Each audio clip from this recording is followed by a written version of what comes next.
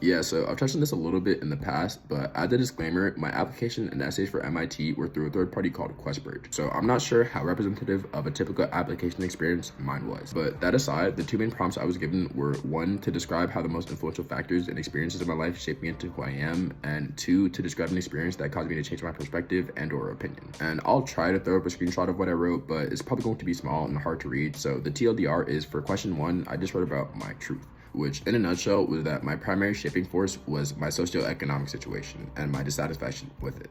Like, I'm not sure exactly when, but I knew pretty early on that my family was like lower income, and ever since, one of my primary motivations has been to make sure that one, I can fix that for them, and then two, to make sure that like my own children never have to go through that again. And then for question two, the TLDR is that I wrote about my experience with COVID and the perspective change that came as a result of me getting like punched in the mouth, for lack of a better word. Because during my sophomore year, when we were all the way, I was also taking what was arguably like my most intense schedule. Like, I think I was taking like 10 classes, bro. Like, don't ask me why, but I was. And so struggling through that without any of the support structures of like teachers or like the school itself caused me to like reflect and improve internally a lot. And I essentially just wrote about the perspective change that came as a result of that like training arc of my life. And then in addition to that, there are a few short answer questions like favorite role model, favorite book, XYZ. But as always, if you found any of that helpful, consider hitting the follow button. Let me know if you have any questions, and thanks for watching.